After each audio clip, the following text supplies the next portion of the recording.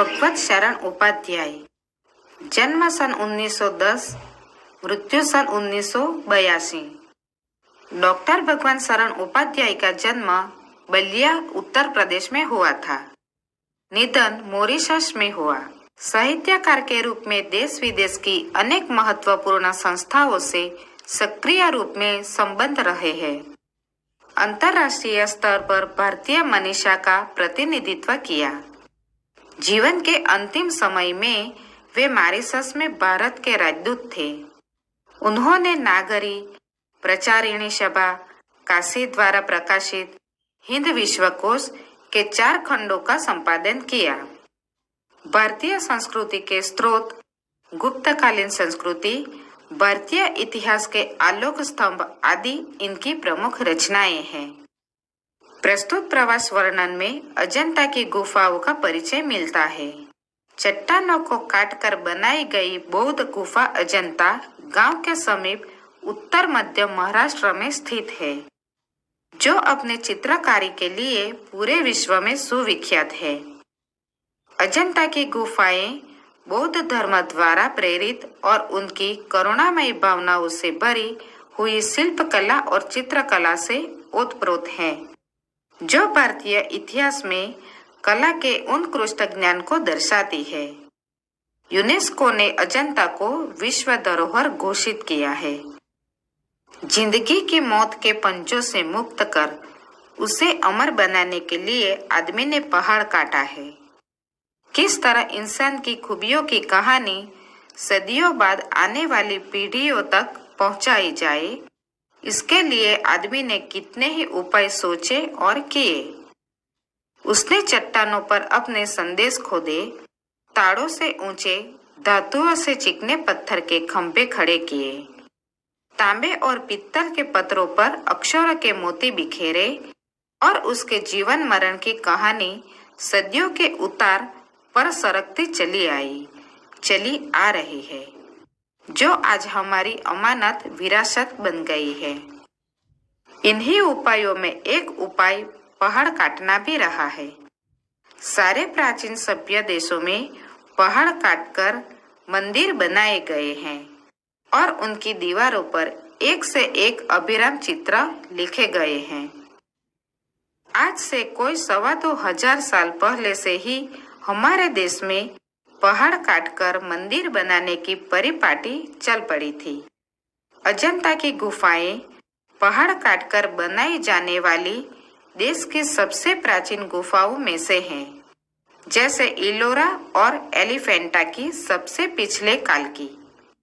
देश की गुफाओं या गुफा मंदिरों में सबसे विख्यात अजंता के हैं, जिनकी दीवारों और छतों पर लिखे चित्र दुनिया के लिए नमूने बन गए हैं। जीवन के तून हुआंग और लंका के सिमरिया की पहाड़ी दीवारों पर उसी के नमूने के चित्र नकल कर लिए गए थे, और जब अजंता के चित्रों ने विदेशों को इस प्रकार अपने प्रभाव से निहाल किया, तब भला अपने देश के नगर देहात उनके प्रभाव से कैसे निहाल न होते। बाघ और सीतन वशल की गुफाएं उसी अजंता की परंपरा में हैं, जिनकी दीवारों पर जैसे प्रेम और दया की एक दुनिया ही सिरज गई है, और जैसे संगसाजों ने उन गुफाओं पर रौनक बरसाई है। चितेरे जैसे रंग और रेखा में दर्द और दया की कहानी लिखते गए हैं। कलावंत छेनी से मूर्तें उभारते कोरते गए हैं।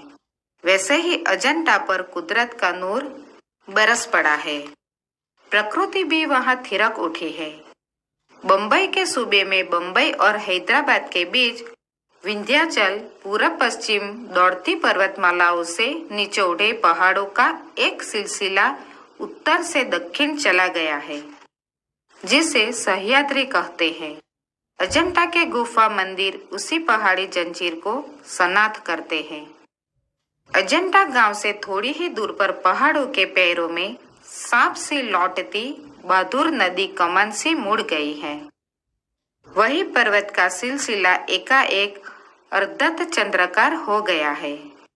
कोई 250 फुट ऊंचा हरे वनों के बीच मंच पर मंच की तरह उठते पहाड़ों का यह सिलसिला हमारे पुरखों को भा गया है और उन्होंने उसे खोदकर भवनों महलों से भर दिया। सोचिए, जरा ठोस पहाड़ की चट्टानी छाती और कमजोर इंसान का उन्होंने मेल जो किया, तो पर्वत का हिया दरकता चला गया और वहां एक से एक बरामदे, हाल और मंदिर बनते चले गए।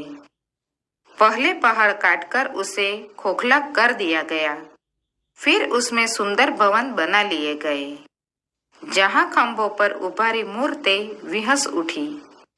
भीतर की समूची दीवारें और छतें रगड़कर चिकनी कर ली गई और तब उनकी जमीन पर चित्रों की एक दुनिया बसा दी गई। पहले पलस्तर लगाकर आचार्यों ने उन पर लहराती रेखाओं में चित्रों की काया सिरज दी। फिर उनके चेले एक लावंतों ने उनमें रंग भरकर प्राण फूंक दिए। फिर तो दीवारें उमंग उठी, पहाड़ पुलकित हो उठे। कितना जीवन बरस पड़ा है इन दीवारों पर, जैसे फसाने अजायब का भंडार खुल पड़ा हो। कहानी से कहानी टकराती चली गई है। बंदरों की कहानी, हाथियों की कहानी, हिरणों की कहानी, क्रूरता और भय की, दया और त्याग की। जहाँ बेरहमी है वहीं दया का भी समुद्र उमड़ पड़ा है। जहाँ पाप है वहीं क्षमा का स्रोत फूट पड़ा है। राजा और कंगाल, विलासी और भिक्षु, नर और नारी, मनुष्य और पशु, सभी कलाकारों के हैवान की हैवानी को इंसान की इंसानियत से कैसे जीता जा सकता है, कोई अजंता में जाकर देखे। बुद्ध का जीवन हजार धाराओं में होकर बहता है। जन्म से लेकर निर्वाण तक उनके जीवन की प्रधान घटनाएं कुछ ऐसे लिख दी गई है कि आंखें अटक जाती है, हटने का नाम नहीं लेती। यह हाथ में कमल लिए बुद्ध खड़े हैं, जैसे छवि छलकी पड़ती है। उभरे नयनों की ज्योत पसरती जा रही है और यह यशोधरा है, वैसे ही कमल नाल धारण किए त्रिभंग में खड़ी। और यह दृश्य है महाभिनिष्क्रमण का। यशोधरा और राहुल निद्रा में खोए, गौतम दृढ़ निश्चय पर धड़कते हिया को संभालते। यह नंद है, अपनी पत्नी सुंदरी का भेजा द्वार पर आए बिना भिक्षा के लौटे भाई बुद्ध को लौटाने जो आया था और जिसे भिक्षु बन जाना पड़ा था। बार बार वह भागने को होता है, बार बार पकड़कर संग में लौटा लिया जाता है। उधर फिर वह यशोधरा है बालक राहुल के साथ। बुद्ध आए हैं, पर बजाय पति की तरह आने के भिखारी की तरह आए हैं और भिक्षा पात्र देहली में चढ़ा देते हैं। यशोधरा क्या दे जब उसका स्वामी भिखारी बनकर आया है? क्या ना दे डाले? पर है ही क्या अब उसके पास? उसके मुकुटमणि सिद्धार्थ के खो जाने के बाद सोना चांदी, मणि माणिक, हीरा मोती तो उस त्यागी जगत्राता के लिए मिट्टी के मोल नहीं। पर हाँ, है कुछ उसके पास, उसका बचा एकमात्र लाल, उसका राहुल। और उसे ही वह अपने सरबस की तरह बुद्ध को दे डालती है। और उधर वह बंदरों का चित्र है, कितना सजीव, कितना गतिमान। उधर सरोवर में जल विहार करता वह गजराज कमल दंड तोड़ तोड़कर हथनियों को दे रहा है। वहां महलों में वह प्यालों के दौर चल रहे हैं। उधर वह रानी अपनी जीवन यात्रा समाप्त कर रही है, उसका दम टूटा जा रहा है।